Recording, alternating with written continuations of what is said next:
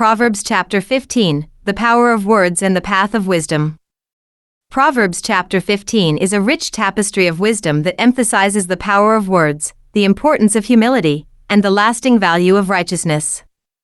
Written in the poetic style characteristic of Hebrew wisdom literature, it contrasts the behavior and consequences of the wise and the foolish, the righteous and the wicked, in both speech and action. Through these contrasts, the chapter offers practical instruction for daily living and spiritual guidance for those who seek to walk in alignment with God's will. The chapter begins with a simple but profound truth: a soft answer turns away wrath, but a harsh word stirs up anger. This sets the tone for much of what follows. Words have the power to either heal or harm, to diffuse tension or ignite conflict.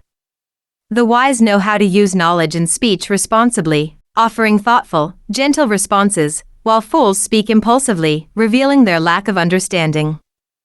This theme runs throughout the chapter, portraying the tongue as a tool that can either be a tree of life or a source of destruction. How a person speaks is presented not just as a social matter, but as a moral and spiritual one. God sees and evaluates every word and every motive, as emphasized in the verse that declares, "The eyes of the Lord are in every place, keeping watch on the evil and the good." The chapter continues by contrasting the attitudes of the wise and the foolish toward correction. A fool resents instruction and refuses to change, while the prudent person listens and grows. This acceptance of correction is not portrayed as weakness but as a mark of maturity and strength. Those who refuse correction are described as walking a path that leads to death, not just in a physical sense, but in a spiritual and moral one. The idea that God examines even the unseen, the heart of a person, reinforces the notion that outward appearances and rituals, such as sacrifices, mean nothing to God without inner righteousness. He delights not in religious performances but in sincere prayers and upright living. Joy and contentment are also central themes. Proverbs 15 highlights the inner life by emphasizing the impact of a person's attitude. A joyful heart brings a cheerful face, while sorrow crushes the spirit. In this way, the chapter teaches that one's internal state can deeply affect their external experience of life. Even in difficult circumstances, a person with a merry heart can experience life as a continual feast. The wisdom here is not just about avoiding suffering, but about cultivating an inner life that transcends it. This idea is extended through comparisons that favor love and simplicity over wealth and strife. A dinner of herbs with love is better than a feast with hatred. A little with the fear of the Lord is better than great treasure accompanied by trouble. These sayings push back against materialism and elevate the value of peace, humility, and spiritual reverence. The text also draws attention to the practical consequences of behavior. Laziness is likened to a hedge of thorns that entangles a person's path, while diligence and uprightness create a smooth highway. Anger, pride, and greed are all shown to be destructive, not only to the individual but to their household and relationships. In contrast, patience, integrity, and a willingness to listen to advice lead to stability and blessing. The wise do not act impulsively, they consider their words and seek counsel from others. This emphasis on thoughtful speech recurs again when the proverb says, "The heart of the righteous studies how to answer," pointing to the importance of deliberation and self-control. Toward the end of the chapter, the focus returns to divine perspective. God is portrayed as near to the righteous and far from the wicked, not in a geographical sense but in terms of relationship and favor. The thoughts and motives of the wicked are offensive to God, while pure and sincere expressions bring him pleasure. A good report, a cheerful look, and the ability to receive rebuke are all signs of wisdom and life. The person who listens to correction is promised not only understanding but a place among the wise. The chapter concludes with a foundational statement: "The fear of the Lord is the instruction of wisdom, and before honor is humility." This final verse ties together the entire message. True wisdom begins with a reverent awe of God and requires humility, an openness to learn, to be corrected, and to grow. Honor and respect are not demanded but earned through a life of quiet faithfulness and submission to truth.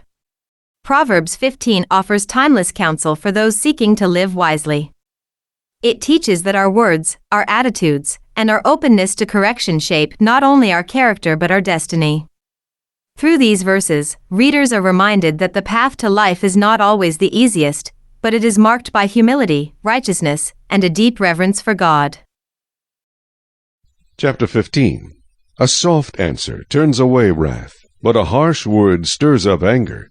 The tongue of the wise uses knowledge rightly, but the mouth of fools pours forth foolishness. The eyes of the Lord are in every place, keeping watch on the evil and the good. A wholesome tongue is a tree of life, but perverseness in it breaks the spirit.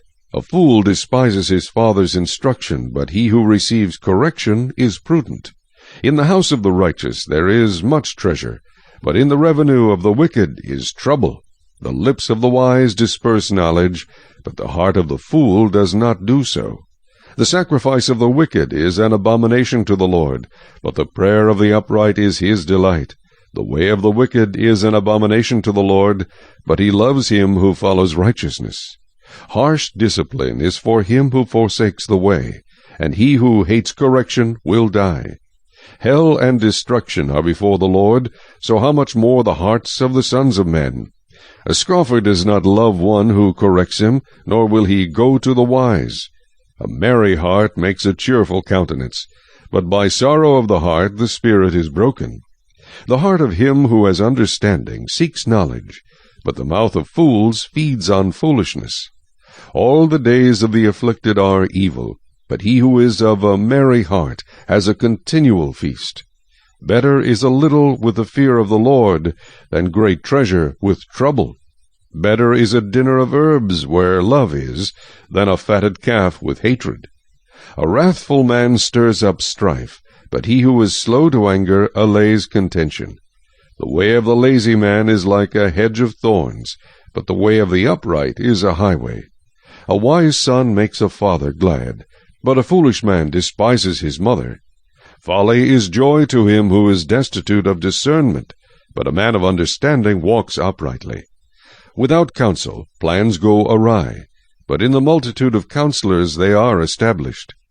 A man has joy by the answer of his mouth, and a word spoken in due season how good it is. The way of life winds upward for the wise, that he may turn away from hell below. The Lord will destroy the house of the proud, but he will establish the boundary of the widow. The thoughts of the wicked are an abomination to the Lord, but the words of the pure are pleasant. He who is greedy for gain troubles his own house, but he who hates bribes will live.